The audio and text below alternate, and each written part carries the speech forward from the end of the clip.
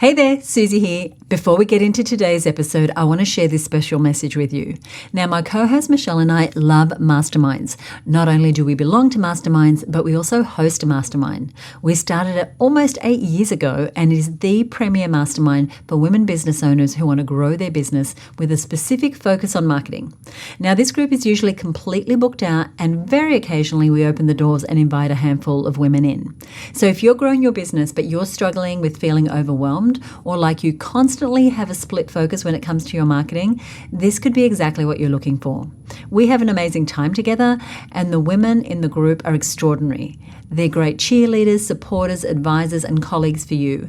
And they're also seeing extraordinary results. We see people cracking the $1 million, $2 million, $3 million mark, launching new e-commerce sites that go from $0 to $10,000 a month in sales. They're doubling their conversion rates, they're growing memberships, they're selling courses, they're growing their personal brands, and they're getting all kinds of media exposure and speaking opportunities and so much more. You can learn more about the mastermind and join the waitlist over at herbusinessmastermind.com. We're going to open the doors soon, so you definitely want to be on the list to get an invitation. So head on over to herbusinessmastermind.com. Hey there, Suzi here. Just before we dive into today's episode of Content Sells, I want to let you know about something that I've been working on. Right now, we're gearing up for our Get New Clients Coaching Week. At Coaching Week, I walk you through my go-to blueprint for landing your next client without having to cold call, and even if you don't have an email list or you find it hard to explain what you do. And by the end of this coaching week, you'll know how to find the right people and how to speak confidently about your business without feeling like you're being salesy. You can learn more and save your place at hercoachingweek.com.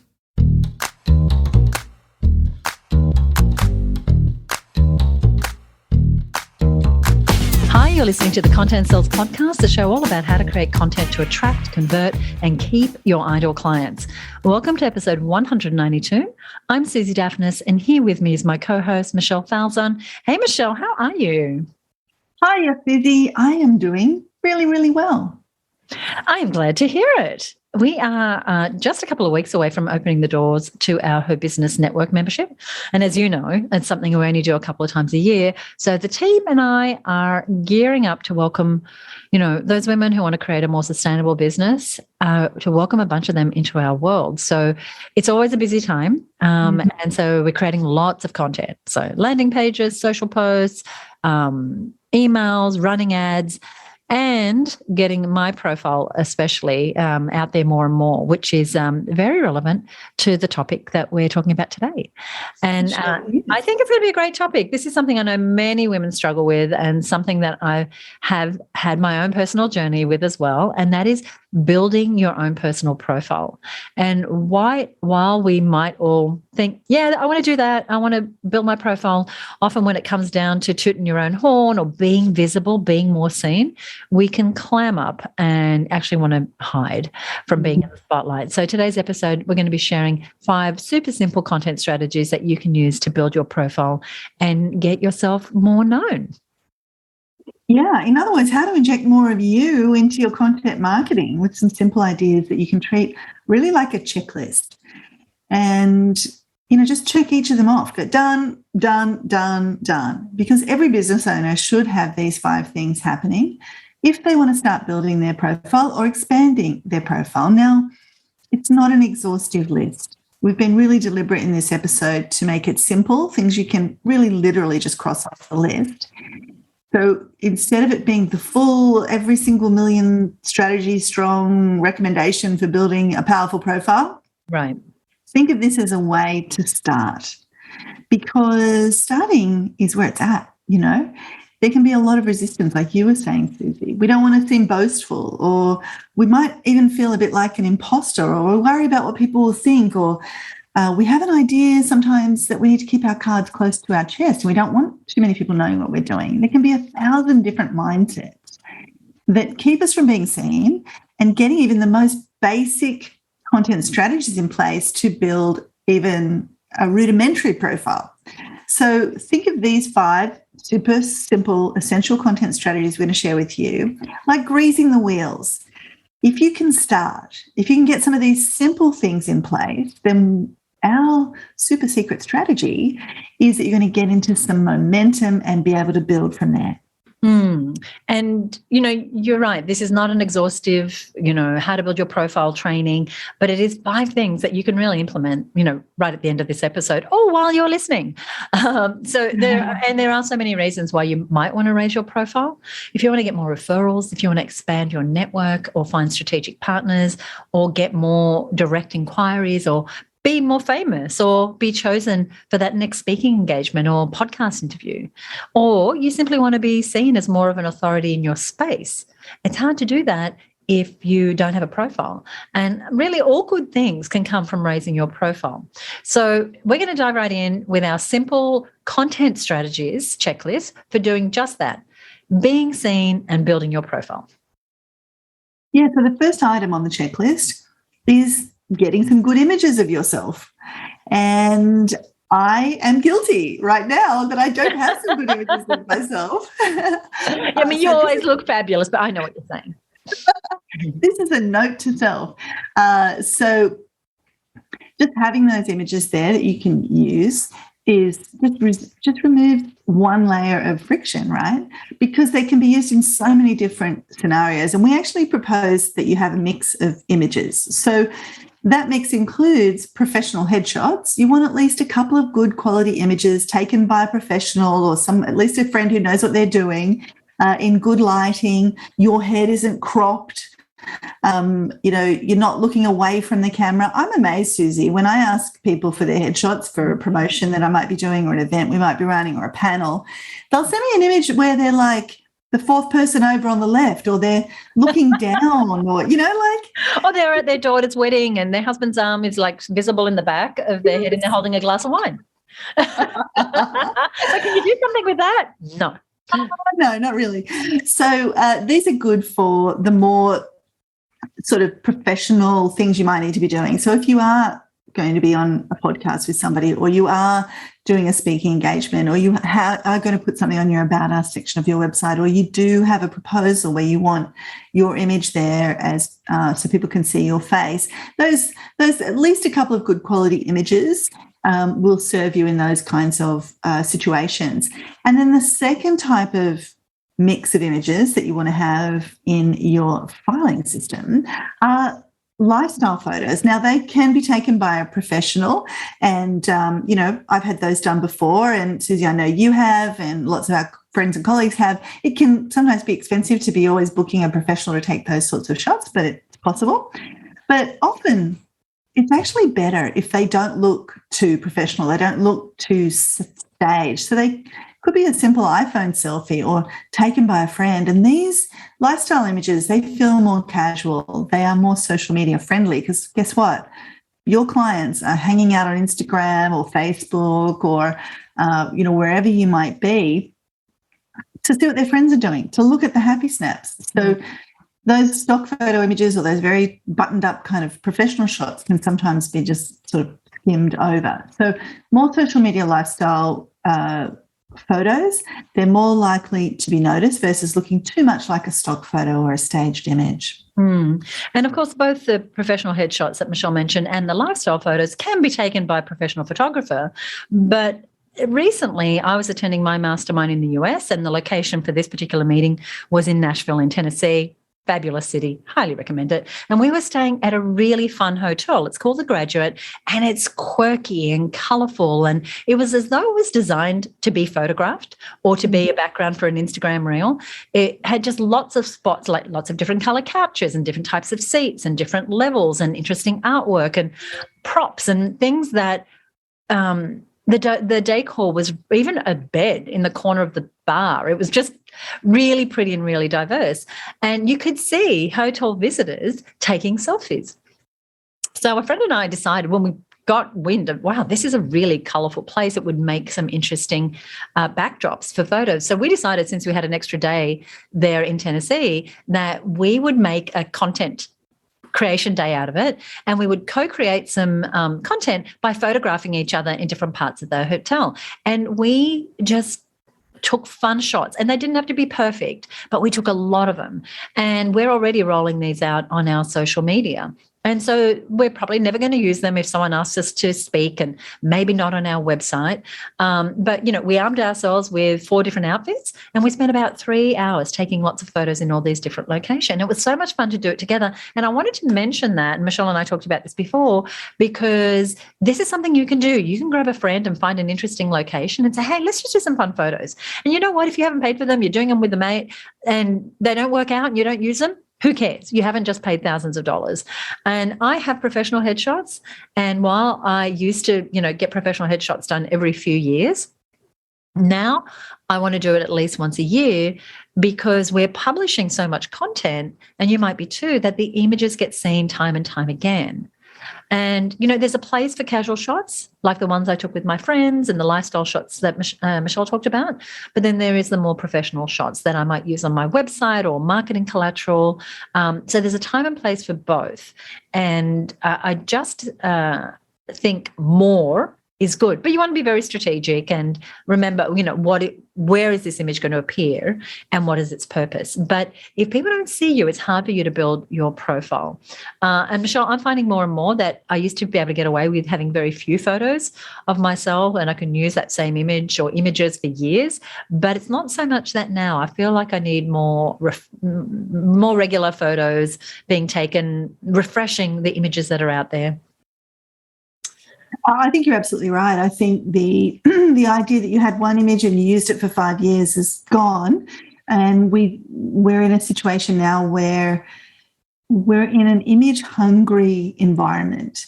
And, we often will say on this show, less is more, less is more. But I think with photographs, more is more. More is more. And actually, to help you with that, we did a really fascinating episode with photographer, somebody I know is a good friend of yours, Suzi, Jamie Swanson. And it was episode 133, How to Use Photography to Advance Your Personal Brand. And we'll put the link to this episode in our show notes today.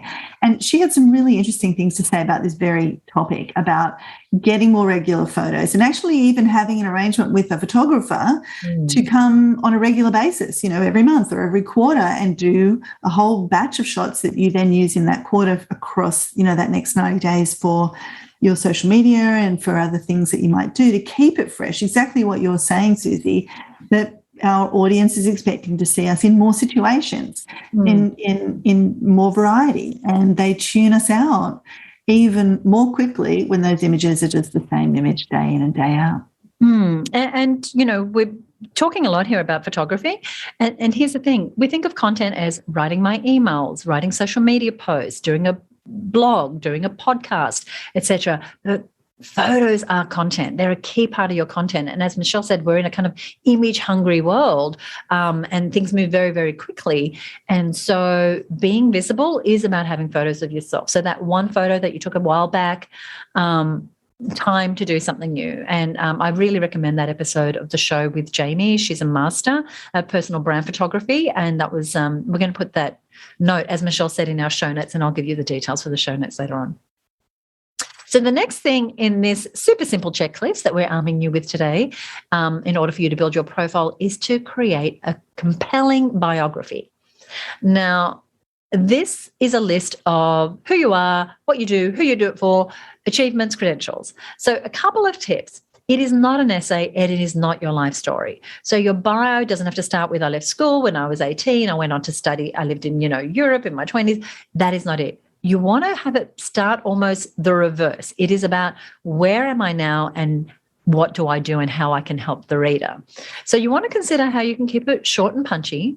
I have a super short bio that is about 100 words, and then I have one that is slightly longer. And I offer different ones depending on where it's going to be published. So I use the super short one for situations where a brief intro might be needed. For example, if I'm a guest on a blog post or a podcast, or I'm speaking somewhere and they just need a little couple of lines to put under my photo, then I'll use the short one. But the longer one is for things like when I am being introduced at an event, or to use on my website, or a brochure about my business, or a proposal where I might need to show my credibility and experience in a little more depth. or on my LinkedIn profile, right, which is quite a bit longer. But having this biography on hand makes it so much easier to be fast and responsive when opportunities come along. So you could approach me this morning and saying, hey, we have an article that we think you'd be great for. We're going to interview you now. Can you shoot me across a bio and a photo? It would take me seconds, if not a couple of minutes, to pull those things together and get them to you, right? Which makes me a far easier candidate for those opportunities than someone who has to scramble for those things. Now, in your bio, you want to include things like, your experience, any claims to fame you have, any special awards or prestigious results that you have that are relevant. So if you won your Year 12 Carnival race, not relevant, but it has to be relevant to whatever it is that you're presenting in that bio. If you've got any specific numbers versus generalities, you want to be specific. So if you've helped 1,355 people to have better back health, then you say that. So avoid saying things like over 1,000. Like if you have the specific numbers, they're going to be more impactful, they're going to be memorable, and they're going to be a whole lot more believable. And I also recommend that while you have these standard short and long bios, these kind of boilerplate bios, you do want to tailor them for the situation, highlighting the expertise that's going to be most relevant to the audience. Because sometimes, especially when you're giving your bio to someone else, they're going to use them exactly as you provide them, because they can't be bothered tailoring it, and neither should they need to.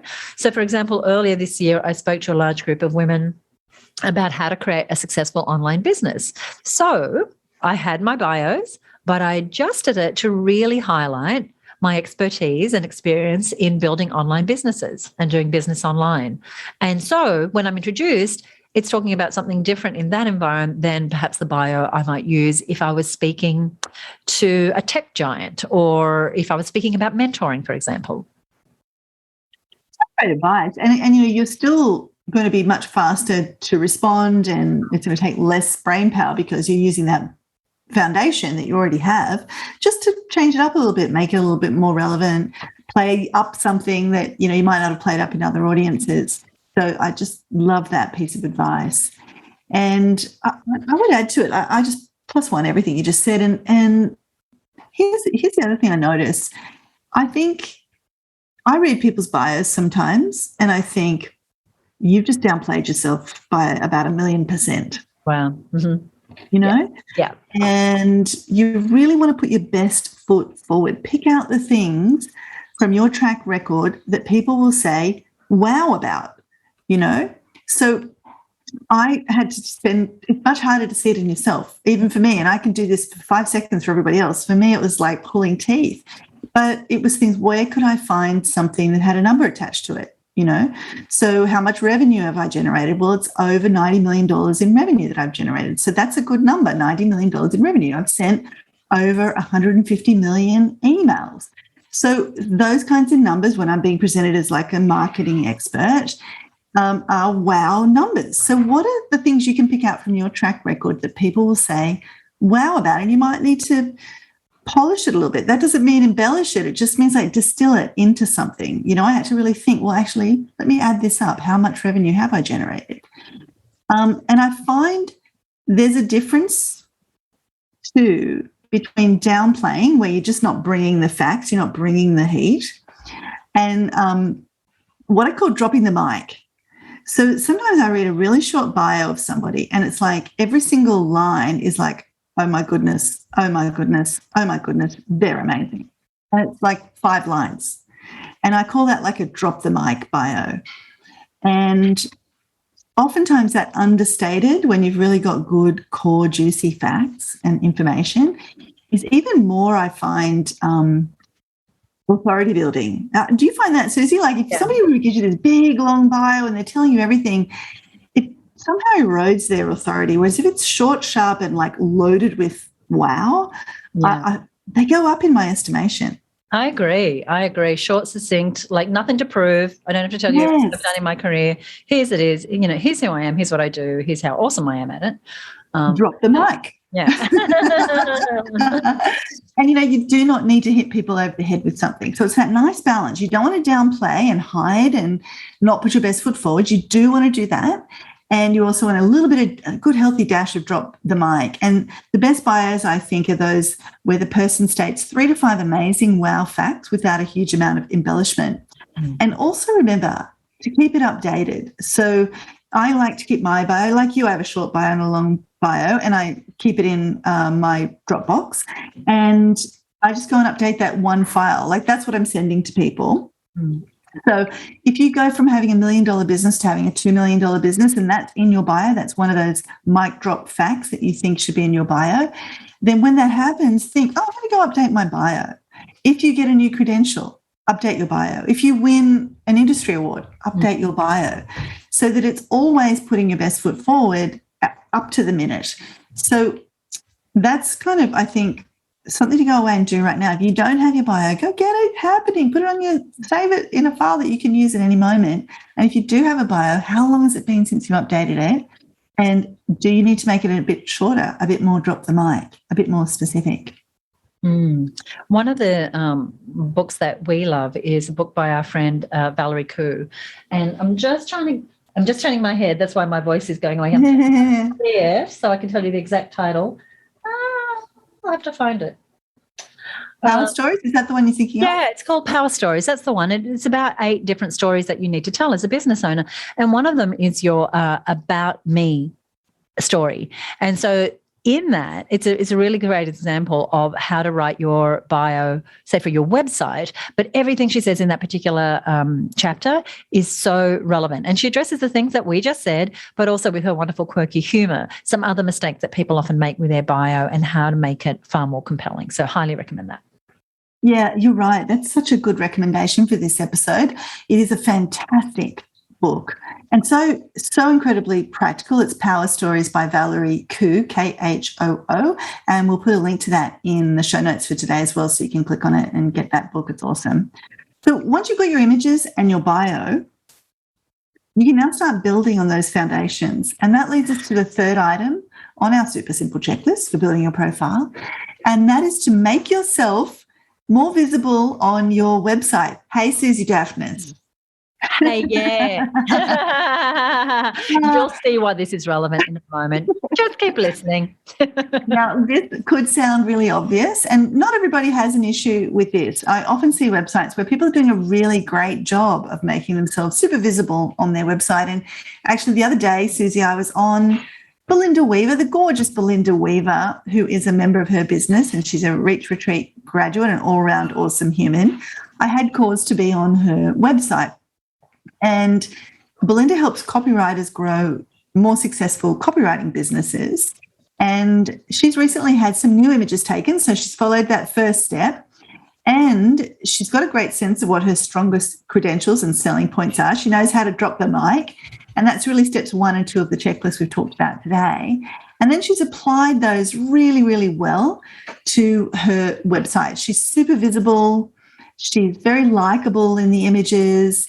She carries authority, and she's a little quirky. She's got a little bit of an edge, and it's very visible in her photos. Her personality really shines through, and it's clear from the start that she's the personal brand. She's the person associated with her business. So for some of you might be listening going, no, I'm happy to have my face plastered over everything. But for others, this can feel like a challenge. Like, I don't want my face on the front of my site, or that it feels too forthright. It feels, no, people don't want to see me. And oftentimes I see people with like stock images on their website. Yes, you know? yes, yeah, absolutely. Can I just say about Belinda? Firstly, we'll put a link to her website in the show notes because I really want you to check it out. She's just redone her website. But, Michelle, you mentioned earlier, really putting more of you into your content is part of this building your profile. And she does that so beautifully. Like when you see the images, when you see her personality, you get who she is, and she's got all the credentials, and the use of these content strategies that we're talking about today just sort of amplify all of that and makes her so compelling to her ideal clients. Absolutely. Really, really good example of building a profile with just those few simple things that we've talked about. And, when it comes to being seen on the website, Suzi, I know you've got some really good sort of insight for people who might be feeling a little more sheepish Yeah. And so for many years, we have represented some of the world's best speakers, best-selling authors, inspiring entrepreneurs. And so we always led with images of them on our website. And I wasn't anywhere to be seen, not even on our About page at the time. I think I might have had a small photo of myself at one of the awards programs where I had been nominated or won an award.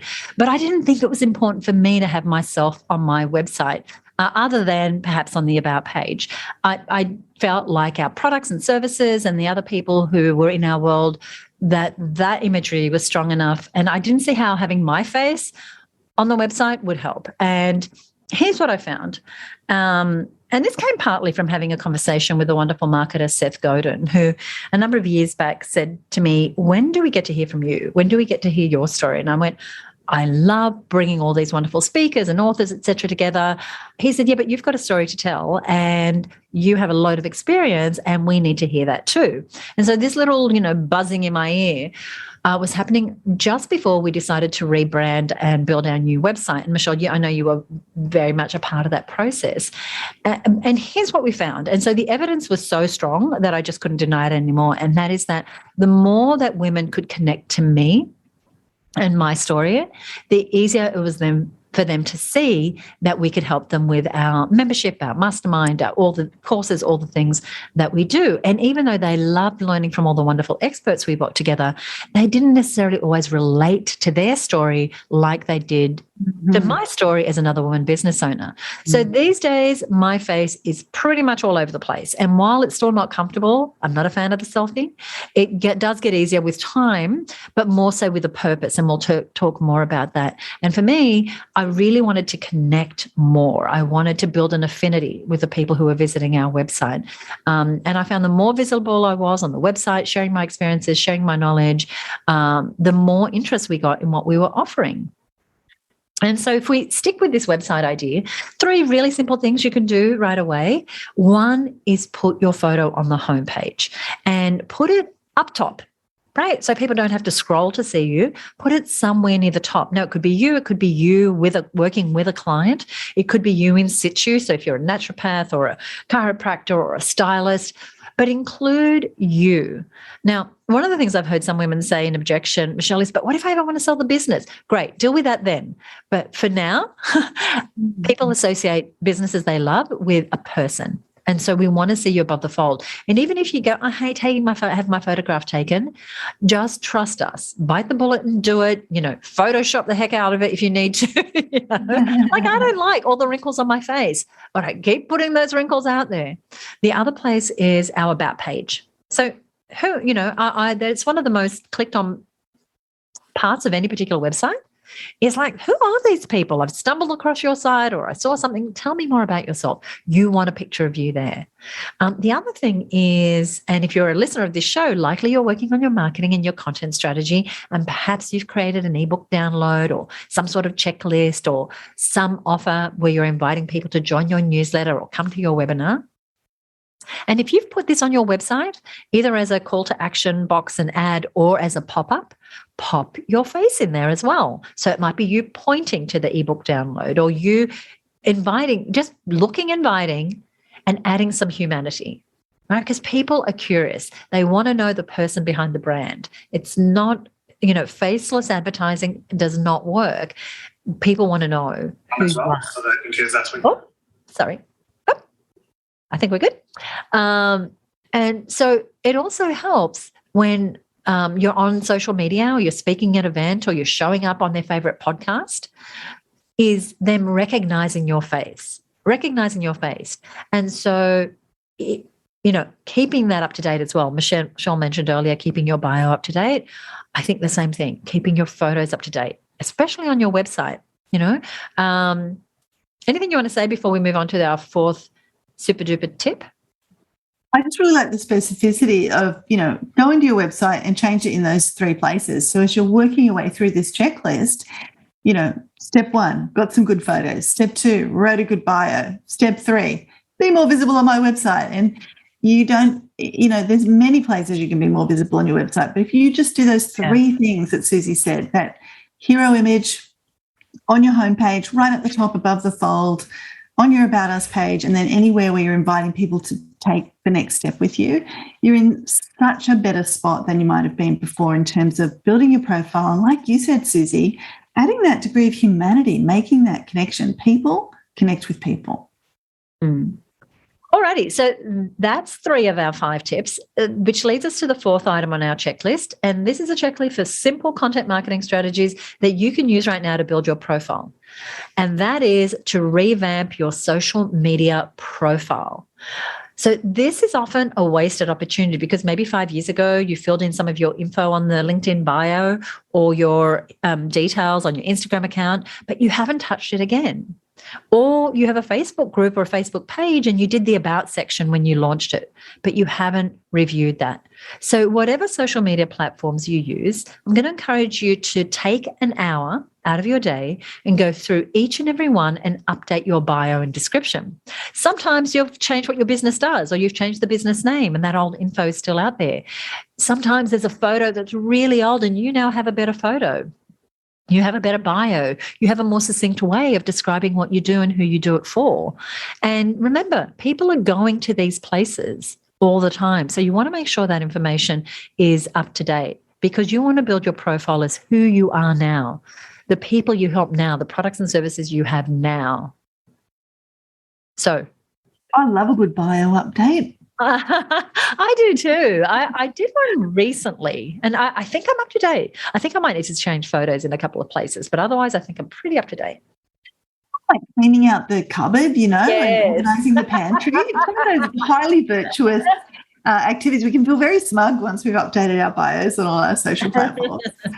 But I'm totally with you on that. And, again, we're trying to go for those quick wins, those things you can do really quickly that make a big difference. And if you've got your bio already written and you just need to tweak it for each of the platforms, it could just take you minutes to go and just tidy all of that up. And the other great thing is very often, depending on the platform, they will notify people when you've updated your details. So simply doing the revamp puts you more in front of your audience. Like on Facebook, if you change your profile image, that goes into the newsfeed. And it's also somewhere people you're doing business with or who you want to do business with, like Suzi said, they're checking you out. And you've forgotten that it, says something really outdated in your bio on your Instagram profile, but that's where your best client just went and read about you. Is it doing you justice? Is it putting your best foot forward? I love it.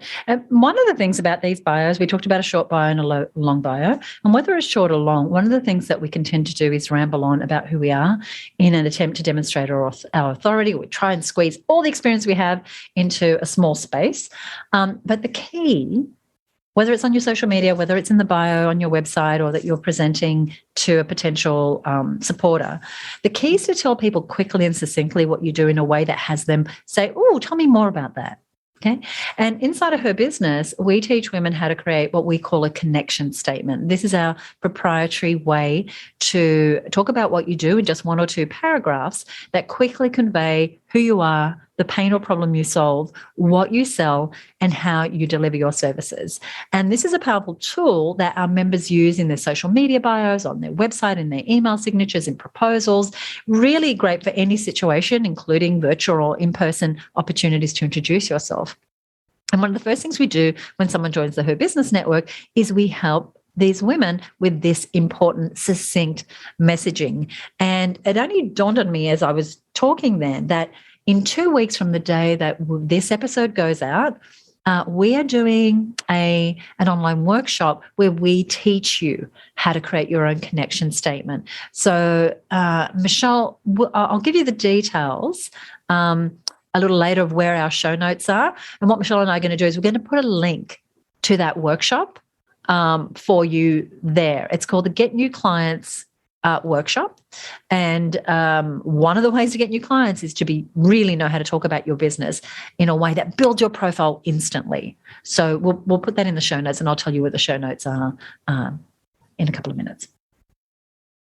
I was going to jump into that connection statement. I watch you work with people on that, and then I get to see them using it in various situations. They have to introduce themselves at a meeting. They put it on their website. They use it as part of their bio. They, whenever they're put on the spot with a client, they've instantly got something good to say. They get introduced to somebody who's going to be a fantastic strategic alliance, and they say, "What do you do?"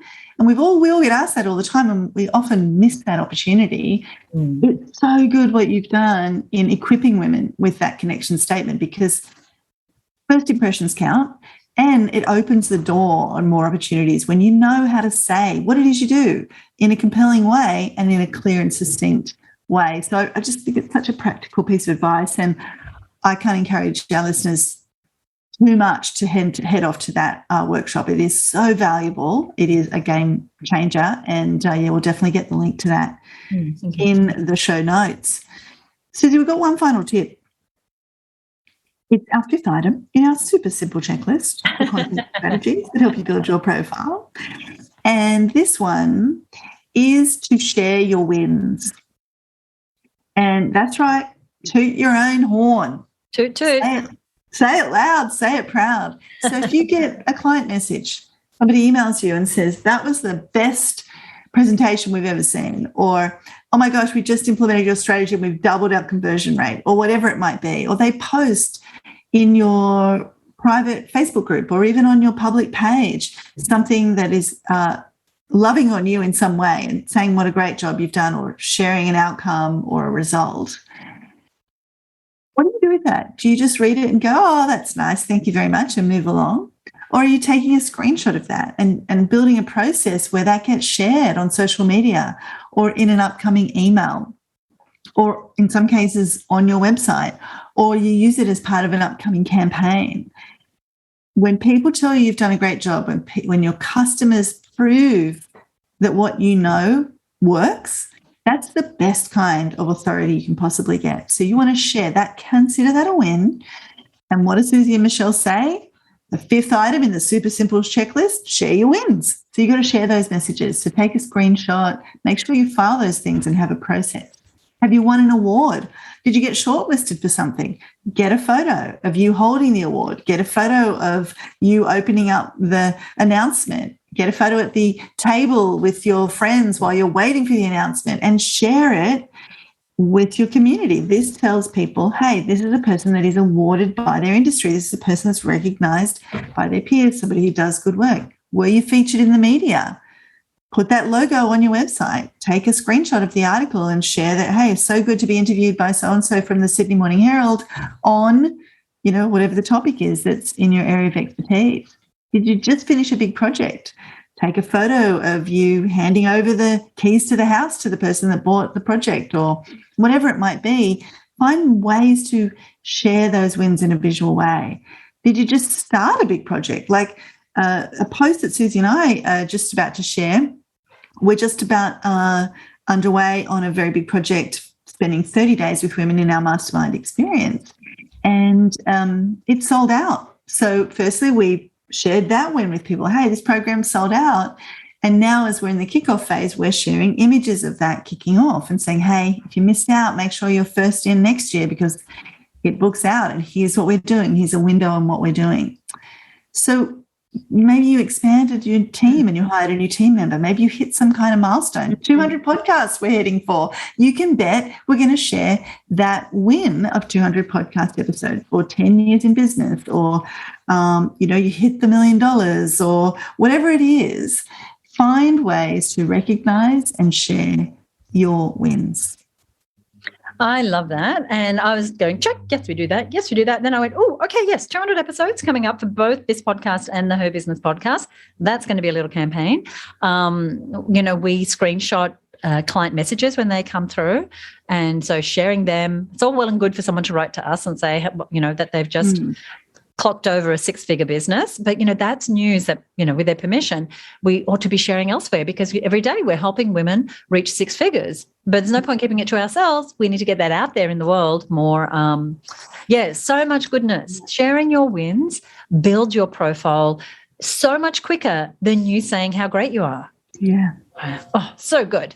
Now, often, we can resist. Maybe it's imposter syndrome, or, it's a team effort, so you don't want to take all the glory, or you don't want to seem boasting or pushy. But a lot of that is brain junk, as we like to call it, that is about showing up. Now, if you're not showing up, you're actually not fully serving the people that you most want to help. How can they find you? How can they know you? How can they trust you? I found that myself. When I was behind the scenes and curating this incredible content for so many years, the moment I started to show up and people got to know and like and trust me and get my quirkiness or get my, understand my personality, it was really hard to step outside of the comfort zone and put my, and prioritize building my profile. But with just this simple 5-step checklist, you can start gaining momentum and changing your comfort level, expanding how visible you can be, expanding what it is to build your profile. And of course, you're going to do it in an authentic way and, in a congruent way and in a way that it is not a BS kind of way to do it. Because you are doing amazing things. You're helping clients, you're getting results, you're making progress. And there's no point hiding that, right? Because the more you build your profile, the easier it is for people to find you. So, quick recap, 5 super simple content strategies for building your profile checklist that we've covered here today. One is getting some good images of yourself. And we went on about that for a while because it's really important. Creating a compelling biography and keeping it up to date. Making yourself more visible on your very own website. Revamping your social media profiles. And 5 was sharing your wins. So I really encourage you to truly treat this like a checklist. Make a plan for getting these few things done. If you haven't already started while listening, literally it could take you an hour to get some of these in place, get the wheels rolling. And you'll be amazed by what these small shifts can start to do for you, both in terms of how much you're building your profile and also how much of a mindset breakthrough you can have around being seen and showing up more for your audience. Because before we can ask for the sale, before we can ask people to work with us, they need to know we exist. And so building your profile is about you showing up, is about you becoming visible. And we really want to support you in doing that. And I get a little goosey as we have this conversation because I know I've been there who was like, I'm just going to do good marketing and people are going to find me, And yes, that is true. And building your profile doesn't mean you have to show off.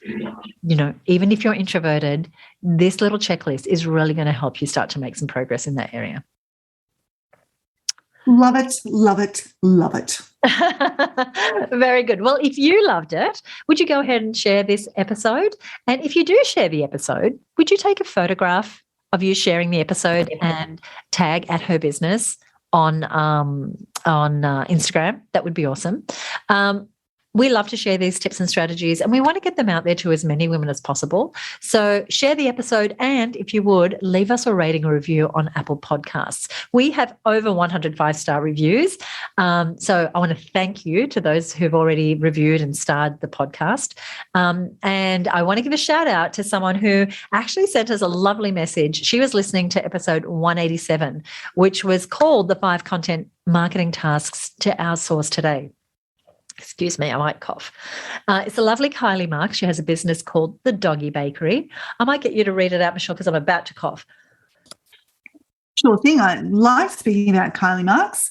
And she says, look, I loved this episode. I'm realizing how I do it all, but honestly, I'm not very good at any of the 5 things you mentioned. Really, my lack of skills in design, copywriting, and traffic are really holding me back. My next 90-day goals will include outsourcing at least one of the elements you've listed. Thanks for this great episode. And that just does my heart so good, because that's one of the recommendations. Pick at least one of the tasks that we recommend you outsource and get into action on it. It can be a total game changer for you. So thank you so much for that review, Kylie, and that's Kylie Marks of the Doggy Bakery. They make the cutest doggy treats. I bought them for my dogs and they absolutely love them. So thank you so much, Kylie. And Suzi, I hope you're feeling okay.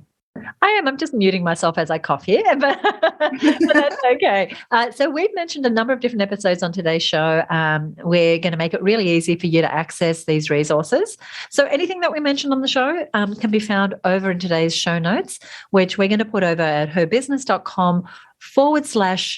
build profile. That's herbusiness.com/build profile. Now, Michelle, we've got a great episode coming up next. Do you want to tell us about it? I would love to, because we're going to be talking about Facebook groups, but we're going to come at it from an angle that often I don't hear too many people talk about this at all. And yet it really is the backbone of a successful Facebook group. And that is the essential systems and processes you need to put in place.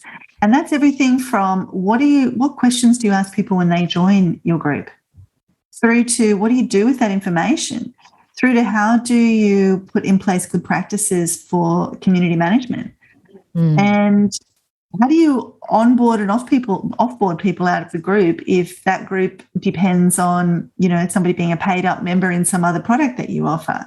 So we're going to look at the systems and processes for a successful Facebook group. We're going to both be sharing our expertise, and both Suzi and I have a heap of experience in a whole range of different Facebook group situations. And we're going to be sharing some of our top tips, some of the best systems and procedures you want to have in place for a successful Facebook group. That's all coming up in episode 193. Yes, it is. And so if you have not yet subscribed to the show, you definitely want to click that subscribe button to get access to that episode when it's out. And yeah, if you're running a Facebook group or you're thinking of growing a group, this is going to be essential as we look at the systems and processes for running a successful group without sort of burning yourself out. Michelle, what would you like to say before we go today? I just want to see you, our listener, the person that's listening right now that's thinking, I don't know if I want myself out there, or wherever you might be holding back. Lean into that and show up, because we often see it as kind of a self-focused thing, but being seen by the people who need you the most is one of the greatest acts of service that you can do. So I hope you will take these 5 items, this checklist, and tick them all off. We want to see you. The world needs you. Thank you, Michelle. And thank you for listening. We will see you next time on the Content Sells podcast. Bye for now.